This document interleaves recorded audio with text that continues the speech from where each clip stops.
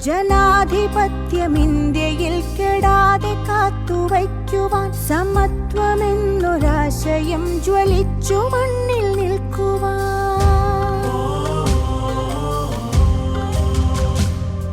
ജനാധിപത്യം ഇന്ത്യയിൽ കെടാതെ കാത്തുവയ്ക്കുവാൻ സമത്വമെന്നൊരാശയം ജ്വലിച്ചു മണ്ണിൽ നിൽക്കുവാൻ.